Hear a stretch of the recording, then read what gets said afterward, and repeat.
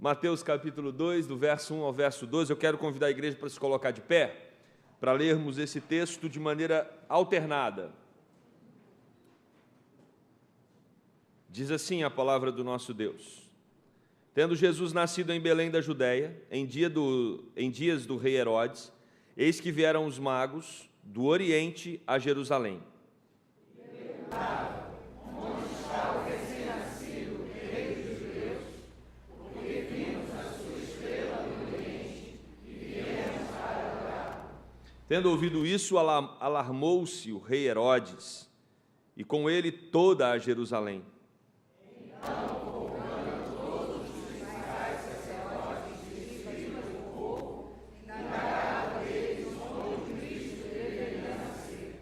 Em Belém da Judéia, responderam eles, porque assim está escrito por intermédio do profeta.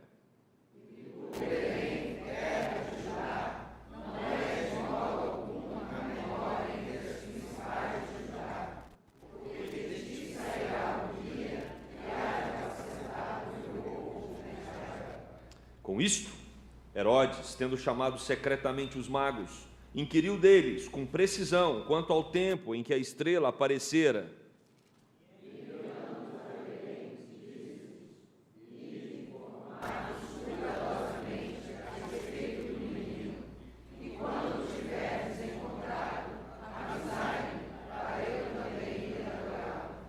Depois de ouvirem o rei, partiram.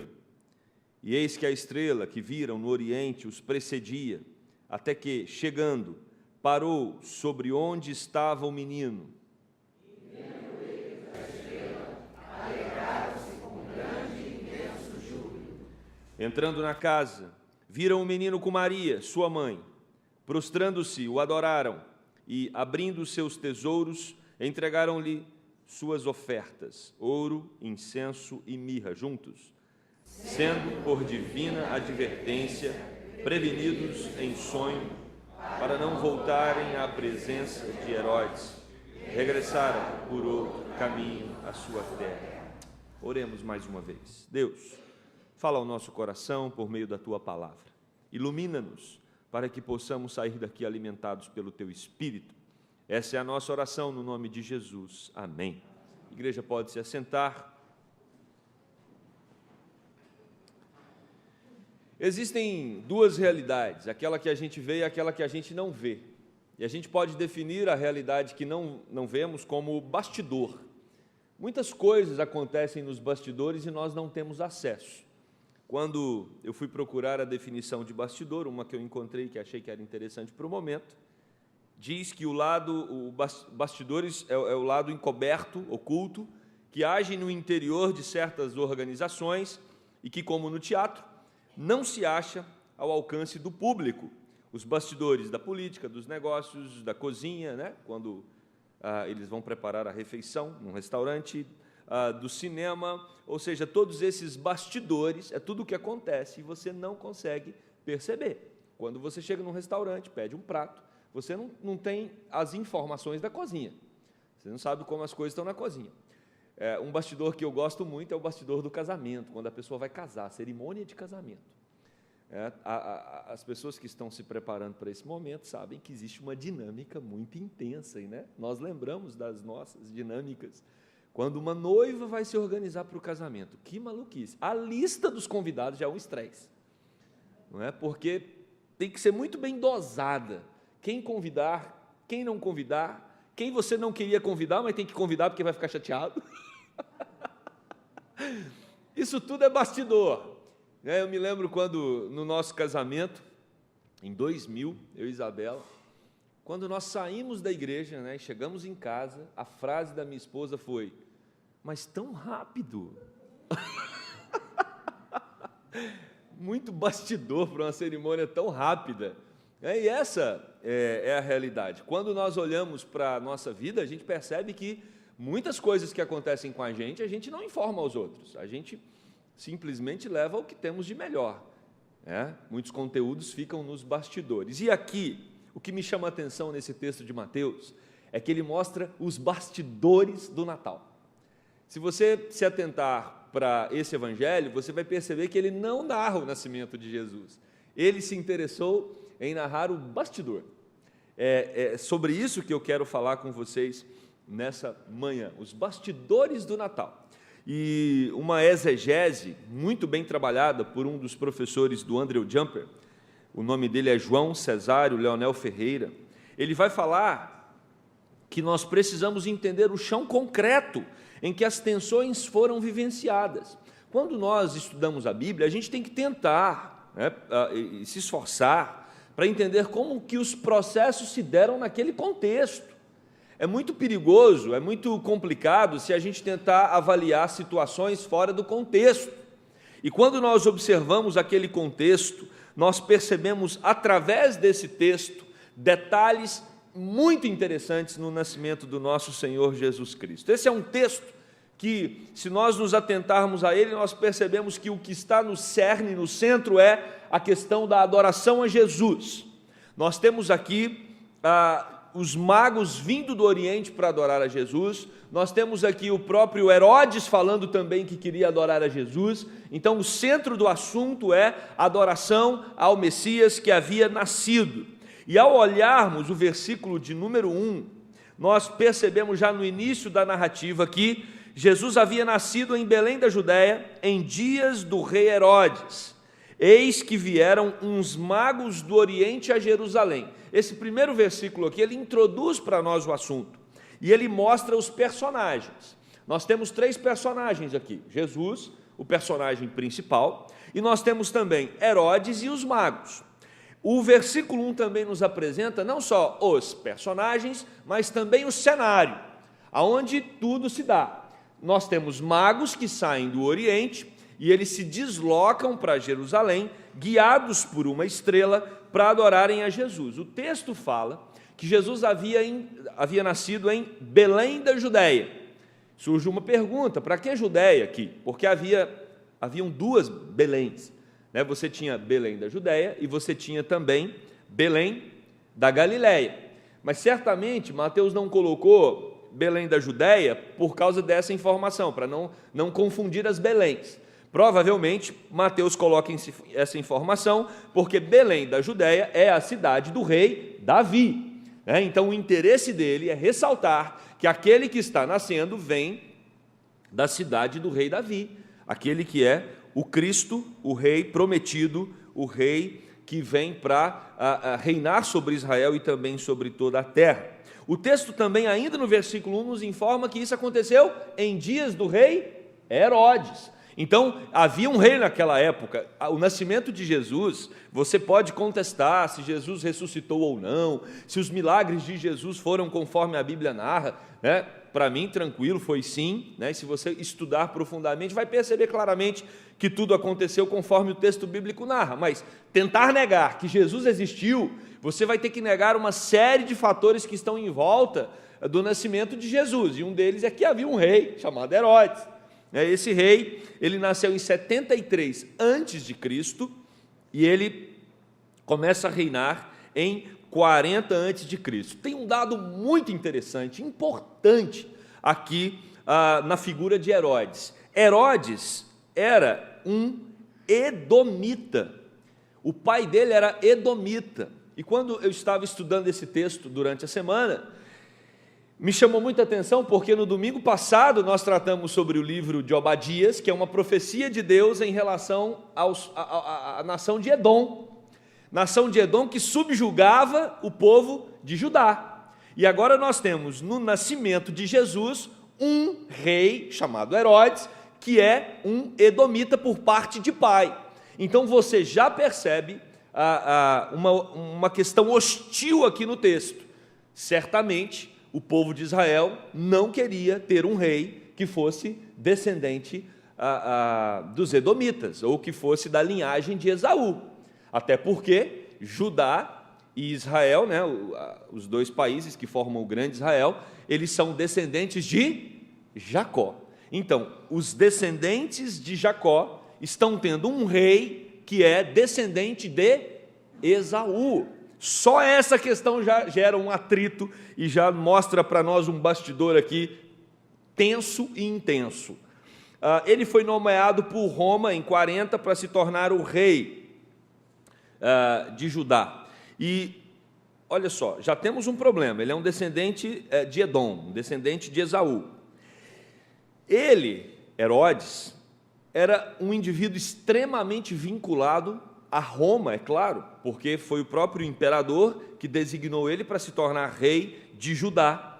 Mas ele era um homem tão fascinado pelo Império Romano que ele adota 2 títulos. Um título era Herodes, admirador dos romanos, o outro é Herodes, admirador de César.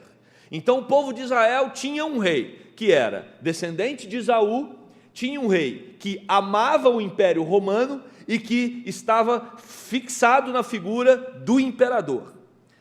Mas pior que tudo isso, nós, ao estudarmos a pessoa de Herodes, perceberemos que ele era cruel. E a crueldade de Herodes, ela ficou muito clara quando nós observamos a estrutura familiar e como ele procedeu nessa estrutura. Herodes foi capaz de matar uma das suas esposas e também matou 3 filhos. Isso mostra o quanto era um homem descompensado. É claro, então, meus queridos, que nós já percebemos de início que havia uma tensão entre o rei e o povo. E esse rei sabia que o povo tinha problemas com ele. E por isso, quando nós observamos toda a estrutura de vida de Herodes, nós percebemos que ele construiu muitas fortificações, para ele poder ser protegido da hostilidade do povo. Não era uma relação saudável entre o rei e o seu povo, porque o rei ele tinha muitas credenciais, como já apresentamos, que tornava essa relação uma relação difícil.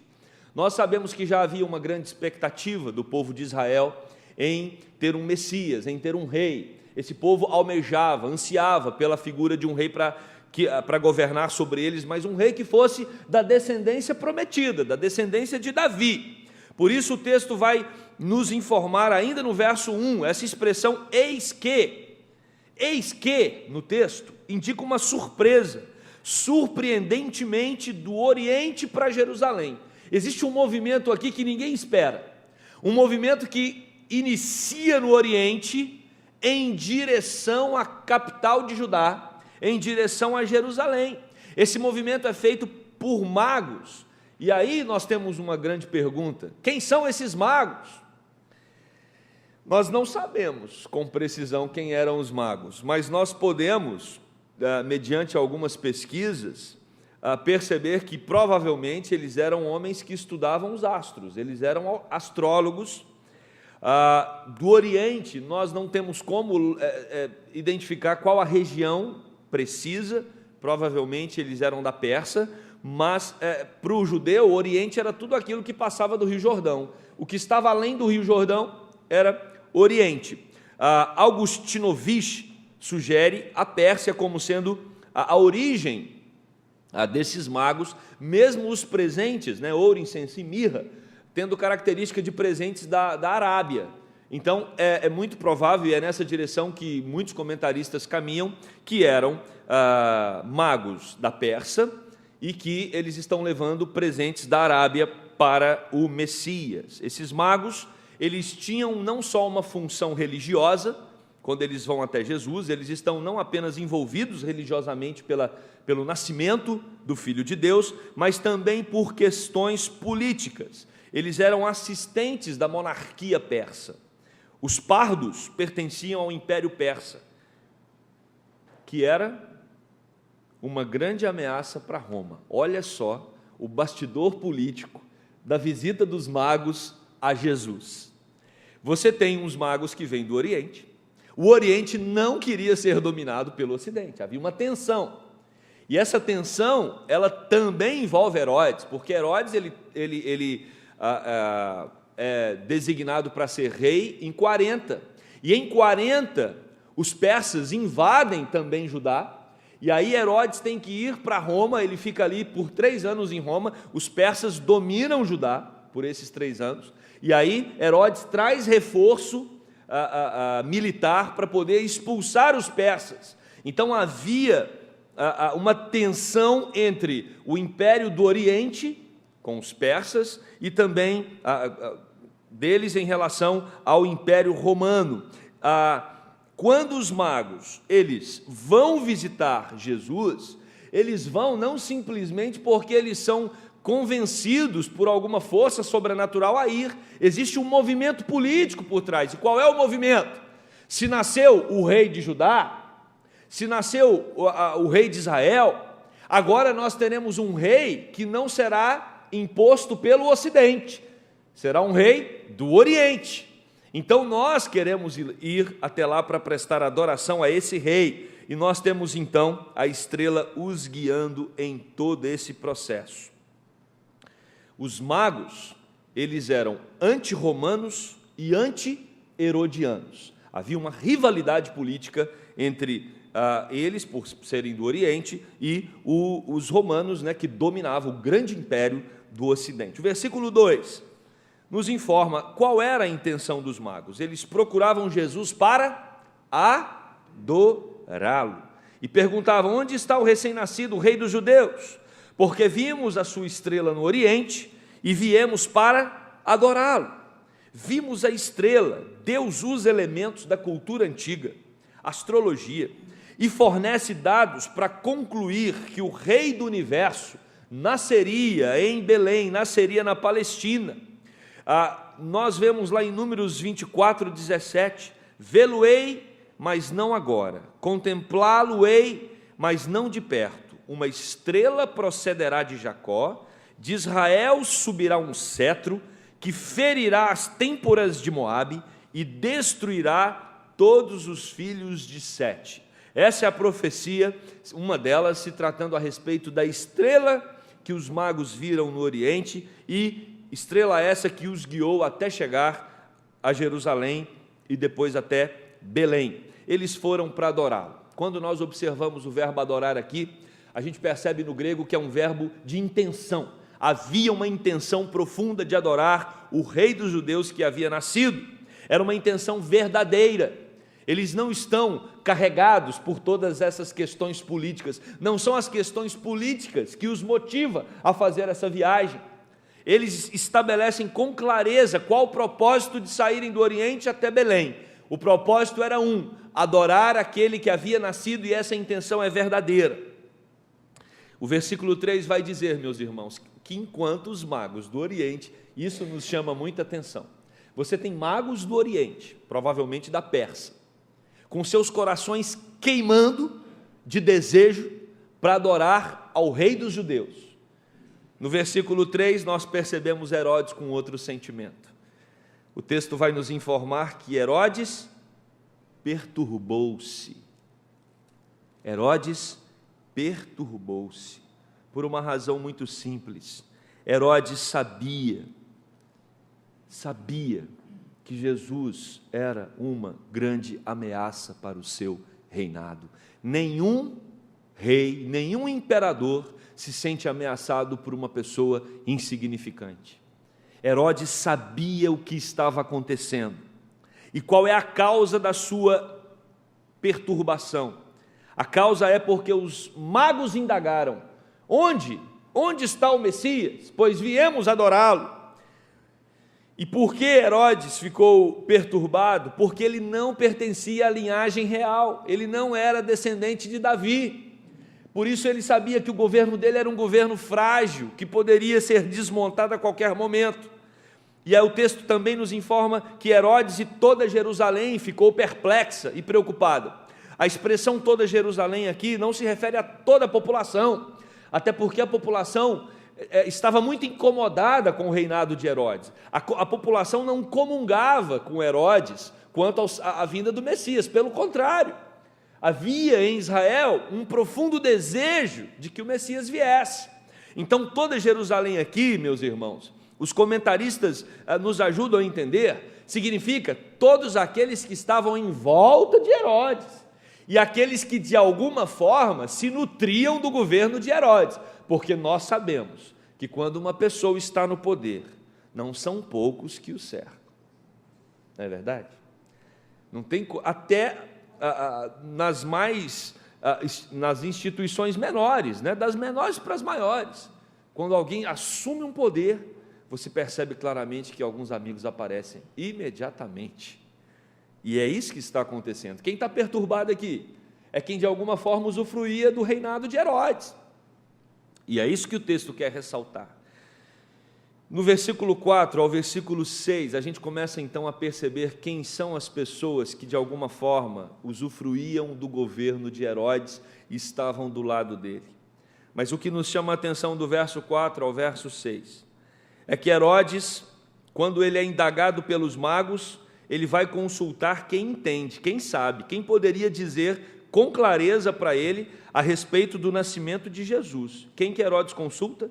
Herodes consulta os principais sacerdotes e escribas do povo. Existe uma questão teológica. Onde vai nascer o Messias, o Salvador, o Rei dos Judeus? Herodes fica preocupadíssimo com essa informação que os magos dão. O que ele faz? Ele consulta os teólogos da época. Nós temos aqui os sacerdotes, que cuidavam de toda a parte de sacrifício do templo, e nós temos os escribas, que eram os doutos da lei, os homens que estudavam a Bíblia, dia e noite, eles ficavam disponíveis o tempo todo para examinar a Escritura. E o que nos chama a atenção, irmãos, do versículo 4 ao 6, é que os escribas e os sacerdotes respondem com exatidão a respeito do local aonde Jesus iria nascer. Isso mostra que eles sabiam, isso mostra que eles são precisos na interpretação bíblica, não há erro de interpretação bíblica. O que nos incomoda profundamente no texto não é que eles interpretam a Bíblia erroneamente, é por qual motivo eles interpretam a Bíblia. É a questão política por trás da interpretação bíblica. Porque se por um lado nós temos os magos vindo do Oriente, eram povos gentis, eram homens que não pertenciam ao povo de Israel, vindo para adorar o Messias. Por outro lado, você tem aqueles que pertenciam a Israel, ao povo de Deus, a promessa do Salvador para eles. Eles interpretam corretamente a Bíblia, mas para entregar para o imperador pagão, que quer matar o Filho de Deus. Isso deve nos chocar, isso tem que nos impressionar, porque o texto, ele mostra um paradoxo. Os escribas e sacerdotes é que deveriam estar à procura de Jesus para adorá-lo, porque a expectativa da vinda do Salvador deveria queimar nos corações deles, porque eles é que estão esperando, a eles foi prometido. Mas você tem magos com uma intenção legítima, verdadeira, correta, e você tem líderes religiosos fazendo conchaves, amarrações, porque lhes interessava comunicar a Herodes a respeito de onde Jesus Cristo iria nascer. E eles informam, baseado no texto e na profecia de Miqueias 5:2. E tu, Belém de Efrata, pequena demais para figurar como o grupo de milhares de Judá, de ti me sairá o que há de reinar em Israel e cujas origens são desde os tempos. Herodes sabia que Jesus era uma ameaça, porque para ele Jesus não era apenas uma possibilidade de reinado em Israel. Herodes, ele sabia que Jesus era o Messias esse que a nação de Israel tinha uma grande expectativa pela sua chegada. Meus amados, os magos veem a estrela e adoram. Os estudiosos bíblicos sabem onde Jesus ia nascer, mas o entregam para Pilatos. O rei, diz o versículo 6, será um pastor, ele vem para apacentar, e não um rei tirano como Herodes, mas a cúpula religiosa resolve ficar do lado do rei tirano, a prestar culto e adoração ao menino Jesus, que estava nascendo para pastorear os corações daquele povo tão sofrido. E aí, meus queridos, quando nós observamos os versos 7 e 8, esses dois versículos formam o centro do texto. Nós percebemos que Herodes, tendo chamado secretamente os magos, inquiriu deles com precisão quanto ao tempo em que a estrela aparecer. Por quê? Herodes já tem uma informação. Qual a informação? Aonde o menino vai nascer. Os líderes religiosos já avisaram para ele. Agora ele quer uma segunda informação. E ele chama os magos secretamente. Olha o bastidor, escondido, para que os magos informem. Quando é que vai acontecer? Quando é que vocês viram a estrela? E os magos informam a respeito do tempo da estrela. E enviando-os, quem envia os magos para Belém? O próprio Herodes. E enviando-os a Belém, disse-lhes: ide informar-vos cuidadosamente a respeito do menino, e quando tiverdes encontrado, avisai-me, para que eu também possa ir. Olha só.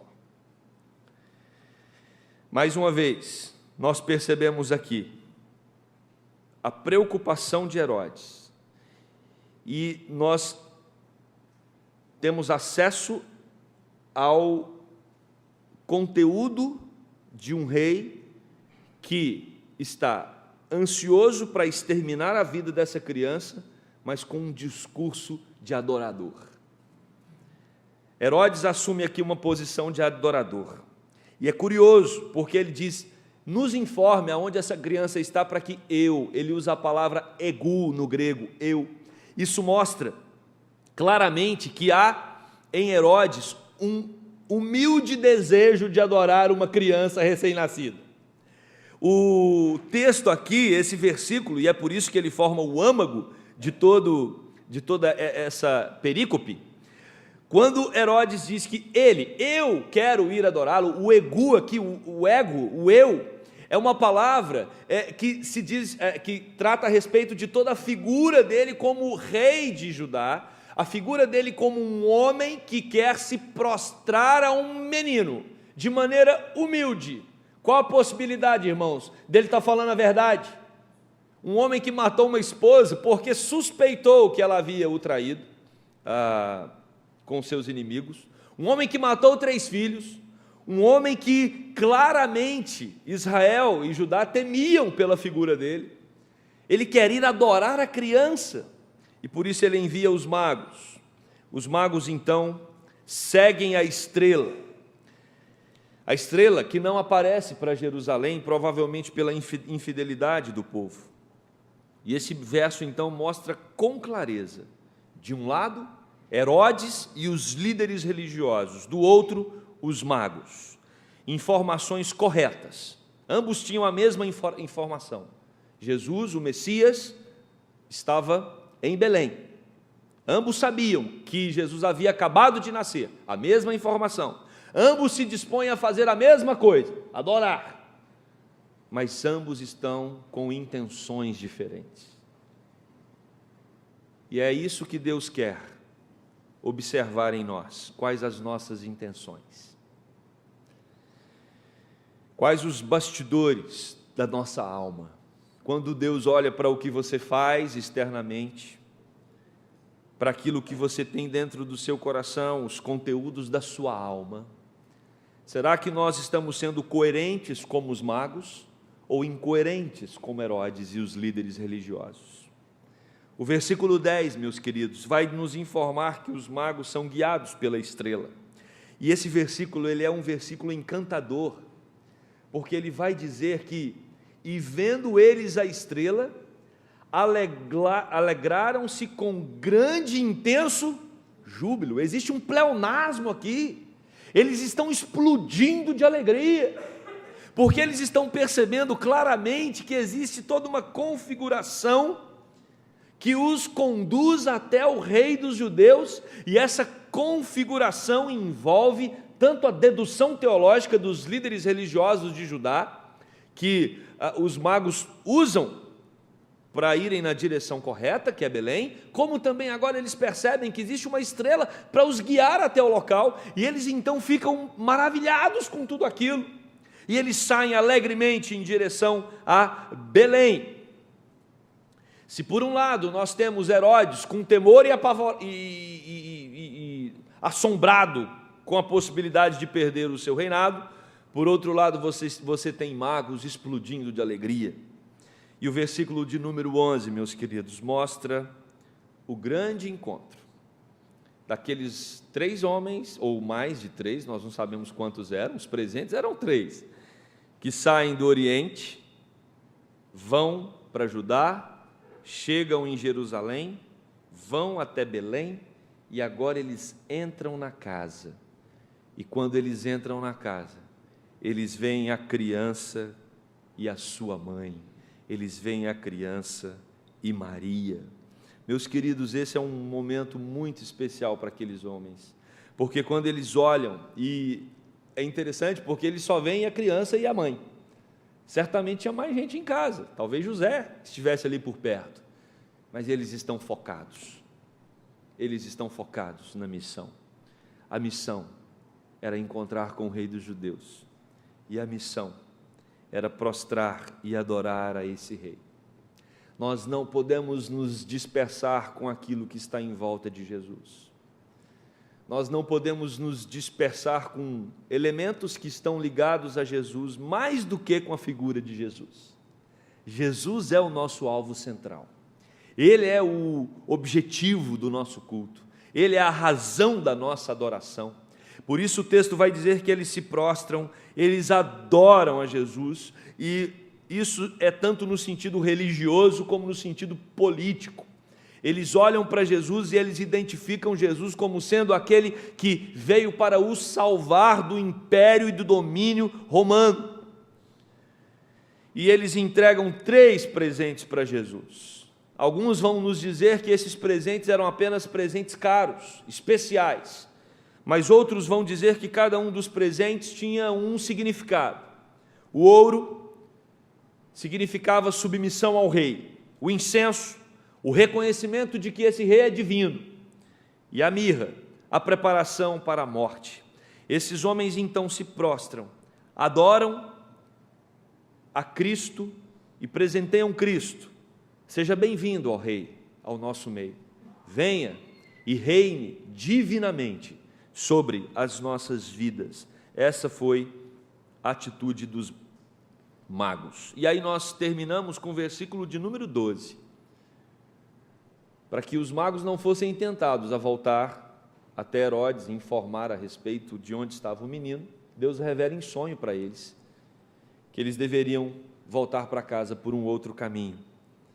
E os magos então são guiados por Deus para não informarem a Herodes aonde a criança estava. Meus queridos, eu quero concluir esse texto dizendo que Deus controla os bastidores.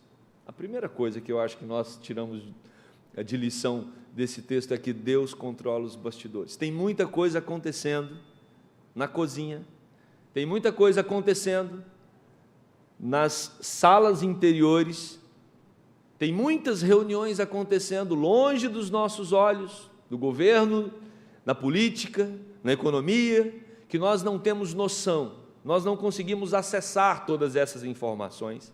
Vem para nós apenas um resultado, vem para nós apenas o prato pronto. Nós não conseguimos assimilar tudo o que acontece às escondidas, tudo o que acontece por detrás da cortina do teatro. Mas o que nós temos aqui é que Deus controla essas reuniões, Deus controla esses encontros que nós não acessamos, Deus controla aquilo que acontece nos bastidores, porque Ele é Deus dos bastidores. E esse texto nos revela isso com muita clareza. Deus guia os magos até Cristo, porque Deus tinha um propósito: mostrar que Cristo veio para ser adorado por todas as nações. Outra lição que nós podemos tirar desse texto é: cuidado com a religiosidade que nos impede de seguir Cristo. Cuidado, porque às vezes nós podemos nos entreter com uma série de elementos que estão em volta de Cristo, mas que nos distanciam de Cristo. Os escribas e os religiosos da época ali, os sacerdotes, eles tinham as ferramentas corretas, mas eles utilizaram essas ferramentas de maneira inadequada. E como é que nós podemos saber se estamos utilizando as ferramentas certas de maneira inadequada? Quando aquilo que nós fazemos não glorifica o nome de Deus. Quando aquilo que nós fazemos, muitas vezes, nos distancia da presença de Deus. E a terceira conclusão que nós podemos tirar desse texto: fique atento com possíveis, convenientes posições que nos empurram para longe de Deus. Cuidado no seu trabalho, nos seus estudos, nos relacionamentos que você tem, em começar a negociar os princípios da fé, começar a se envolver com pessoas, com princípios que contrariam os princípios de Deus, mas para que você se saia bem, para que você tenha uma posição de destaque onde você está, você prefere fazer acordos, conluios com pessoas que podem te manter num status que tanto te alegra, mas para isso você precisa abrir mão de princípios de Deus para a sua vida. É isso que acontece nos bastidores aqui do texto. E como última aplicação, o nosso objetivo é, como os magos, nos curvarmos aos pés de Jesus e prestar a Ele um culto sincero, com intensa alegria nas nossas almas. Que a Igreja Presbiteriana da Gávea, celebrando mais um Natal, possa manter o seu foco afinado de louvar e bendizer o menino que nasceu e que movimentou todo o universo, capaz de mudar o calendário da humanidade, para que fique ressaltado em todas as épocas que essa terra recebeu uma criança que transformou a realidade de muitos povos, de muitas pessoas, que transformou a realidade não só do Ocidente, mas também do Oriente e de toda a terra. A Ele toda a honra e toda a glória. Que Deus nos abençoe. Vamos orar. Querido Deus, louvamos ao Senhor por esse texto que nos apresenta com clareza o reinado de Jesus Cristo. Reinado esse que não se limita a um país, não se limita a uma região, mas que se estende por toda a terra. Ele é o Rei dos Reis, o Senhor dos Senhores, o grande e poderoso Deus, adorado pelos magos, traído pelo seu próprio povo. O Rei que veio, já condenado à morte, mas que ressuscitou dentre os mortos e concedeu vitória a todo aquele que crê no seu nome. A Ele seja a honra, a glória, o louvor e a adoração. Que assim, Deus, como os magos fizeram, que nós também, intencionados, movidos pelo Teu Santo Espírito, possamos prestar a Ele toda a adoração, Pai. Ó Deus, nos ajude a não nos envolvermos com uma religiosidade que nos distancia de Ti. Nos ajude, Senhor, a não absorver valores desse mundo que nos distanciam do Senhor, mas que, pelo contrário, que possamos nos concentrar acerca do propósito da nossa vida, que é louvar, bendizer e adorar o único que é digno de toda a honra, Jesus Cristo, nosso Senhor. A Ele nós oramos no seu santo nome. Amém.